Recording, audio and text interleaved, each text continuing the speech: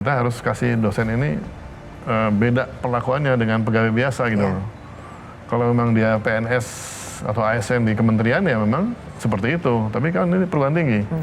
Oh justru Prof fokusnya mau di swasta ya? Yang negeri kan sudah lumayan. Oh oke.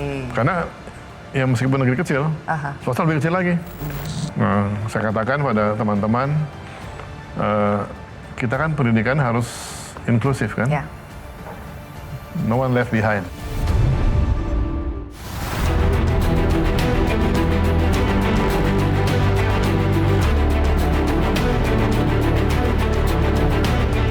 Teman-teman sekalian, mari kita bekerja keras bersama-sama untuk menghadapi masa depan yang tidak pasti, tidak menentu. Diperlukan suatu metode pembelajaran yang baru. We have to transform our educational methodology.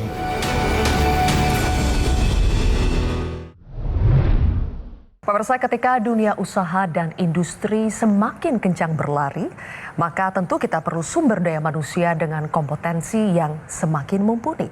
Ketika Kemendikbudristek dipecah menjadi 3 kementerian, yang mana salah satunya adalah Kementerian Pendidikan Tinggi, Sains dan Teknologi, apakah langkah ini menjadi solusi untuk bisa lebih memenuhi kebutuhan industri? Untuk itu saya akan membahasnya bersama dengan Menteri Pendidikan Tinggi, Sains dan Teknologi, Profesor Satrio Sumantri Brojonegoro. Selamat malam, Prof. Satrio. Selamat malam, Mbak. Terima kasih sudah ada di Kontroversi, Prof. Satrio. Prof, jadi baru sekitar 2 bulan ya menjabat di posisi Mendikti Sains dan Teknologi. Prof, Kemendikbudristek dipecah menjadi 3. Apakah membuat kementerian Prof semakin efektif, lebih cepat bergerak, atau justru lebih sulit bergerak karena anggarannya terbatas? Kalau dari sisi kemudahan bergerak, lebih leluasa. Oh, justru lebih leluasa? Lebih leluasa. Kalau anggaran kan relatif hampir sama.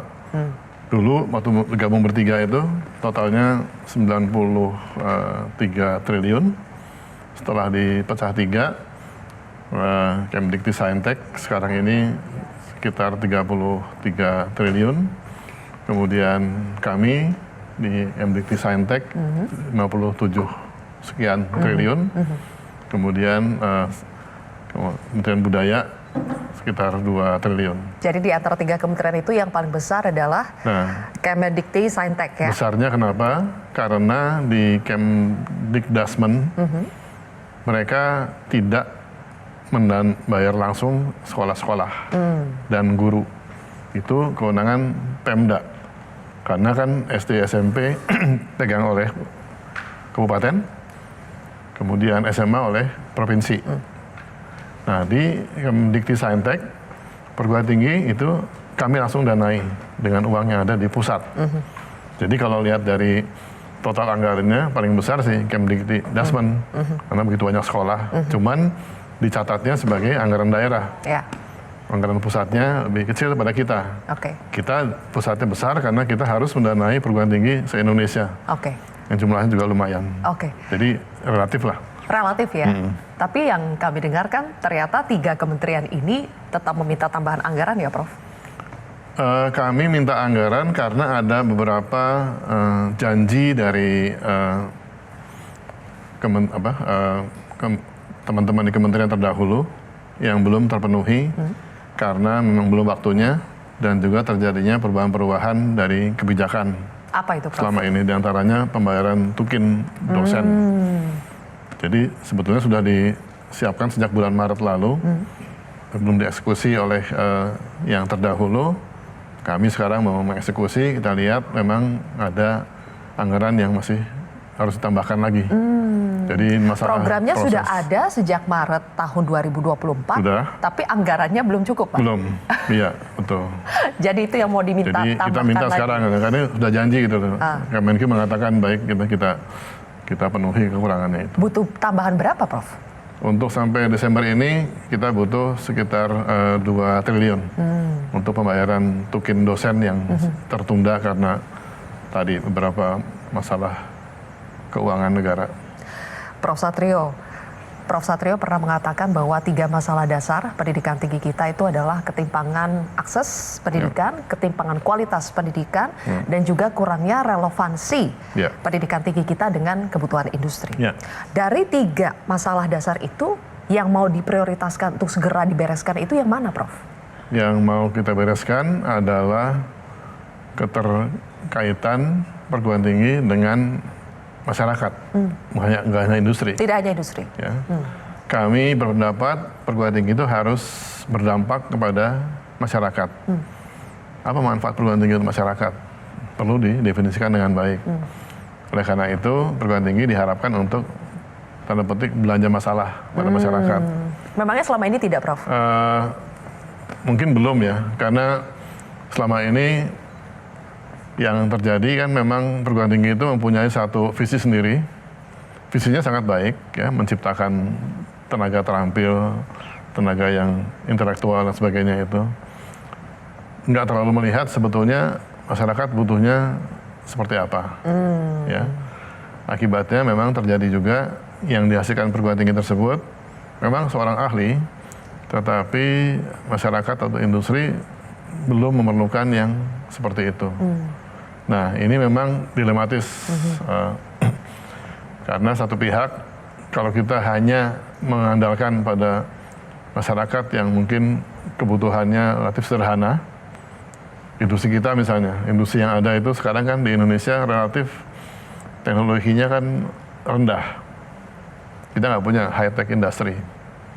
Akibatnya lulusan perguruan tinggi yang punya kemampuan yang hebat, teman-teman kita yang talenta hebat-hebat ini, dia nggak mau juga kerja di perusahaan atau industri yang teknologinya masih rendah.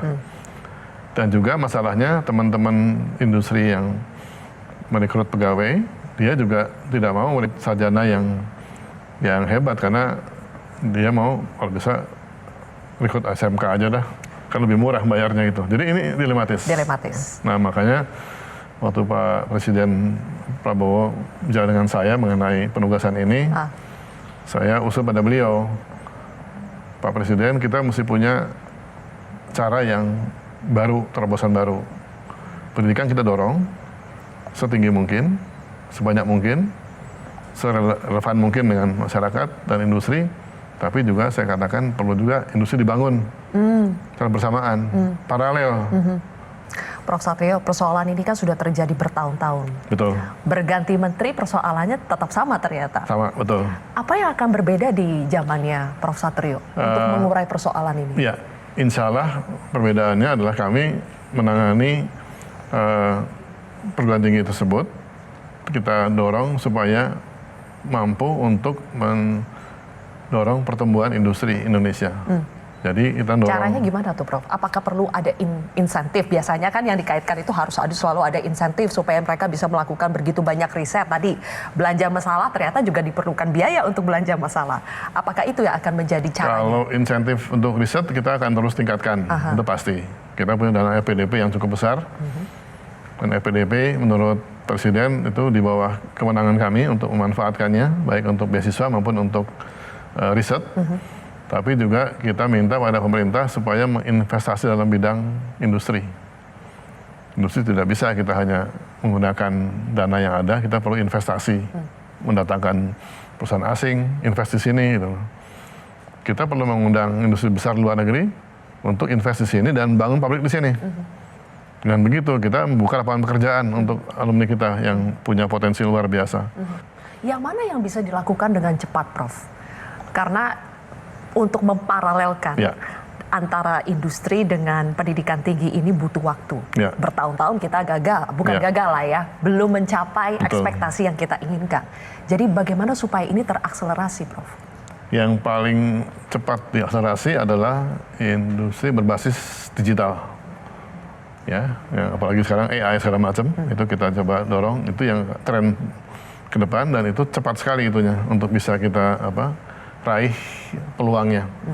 Jadi kami mempunyai beberapa kemitraan dengan luar negeri yang terkait dengan pengembangan AI, industri AI, dan kita bermitra dengan mereka, kita menyiapkan talenta kita, kemudian mereka kita minta bantu untuk perangkat yang mereka punya, kita belum punya. Sehingga dengan demikian kita bisa menciptakan industri startup atau industri yang kemudian dikembangkan jadi mature dalam bidang yang terkait dengan IT atau digital maupun AI. Itu yang paling cepat. Jangka panjang kita perlu membangun industri manufaktur yang mempunyai nilai tambah yang tinggi berbasis kepada deep tech, riset basisnya itu. Oke. Jelajahi cara baru mendapatkan informasi. Download Metro TV Extend sekarang.